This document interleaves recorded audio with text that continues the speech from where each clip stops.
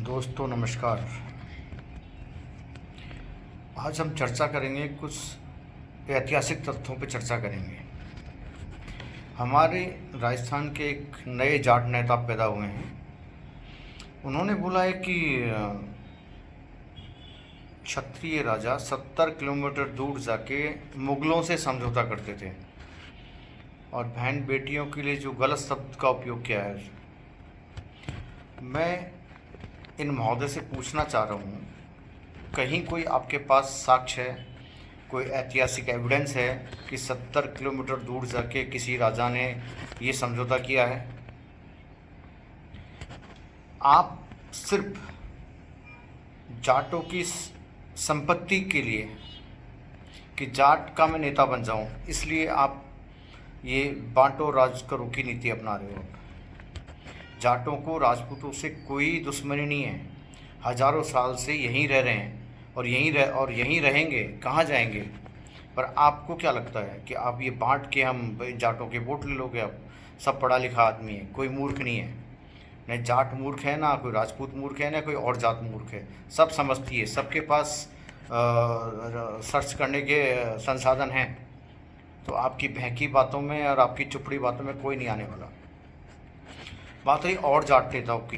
हिंदुस्तान में बहुत बड़े बड़े जाट नेता रहे हैं।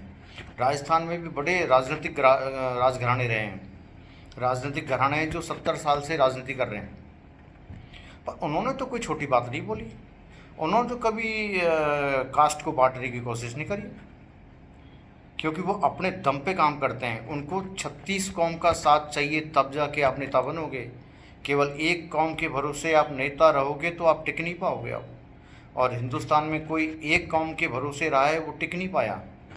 खैर, वो आप जाने, आपकी मानसिकता ओछी मानसिकता है, छोटी मानसिकता है, उसका हमें कोई मतलब नहीं है।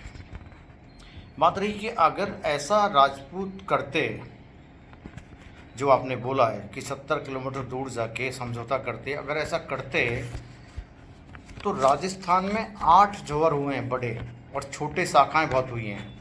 एक जोहर में 15,000 से 1500 छत्राणियाँ शहीद हुई हैं।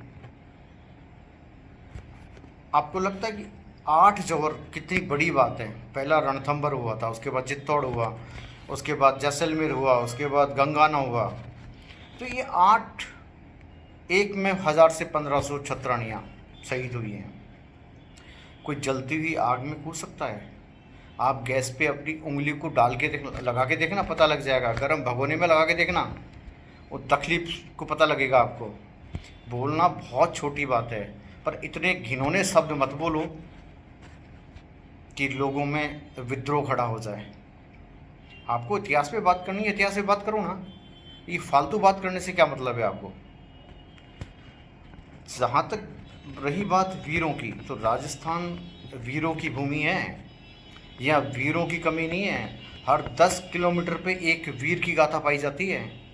यहाँ ऐसे ऐसे वीर हुए हैं जो सर कटने के बाद लड़े हैं। यहाँ एक गाथा नहीं है, ये 50 100 हैं, 200 हैं। हर 10 किलोमीटर पे एक वीर है। यहाँ पे ऐसी गाथा गाई जाती है। आप उनके लिए ऐसी छोटी बात कर रहे हैं कि यहाँ कोई राजा लड़ा ही नहीं है। हजारों साल से इतने युद्ध हुए हैं। वो हिंदू राजा थे, हिंदू में सभी कौमों के राजा थे। तो ऐसा तो है नहीं कि आप पर्टिकुलर किसी एक को इंडिकेट करो, एक को आप निशाना करो। हिंदू राजाओं के भरोसे ही ये देश सुरक्षित रहा है। आपने छोटा सा एरिया एक मेवात देखा होगा।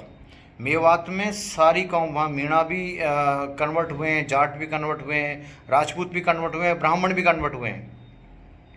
तो अगर ये राजा नहीं लड़ते, अगर ये देश के लिए नहीं करते ना, तो आप सब मुगल होते।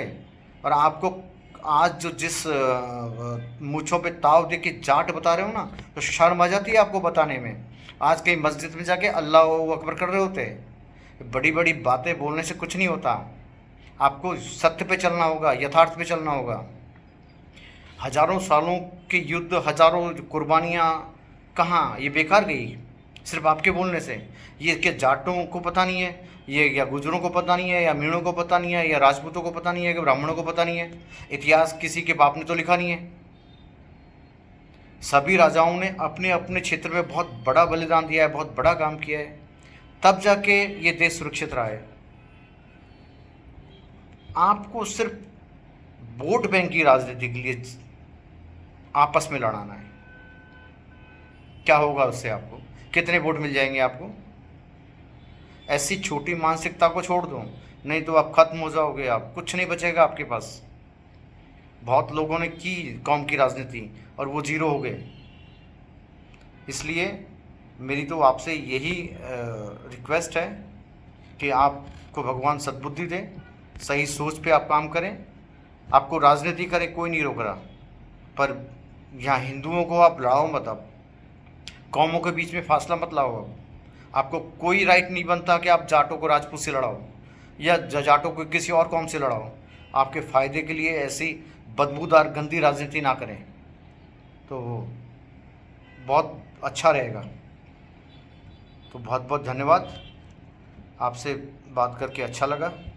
Thank you.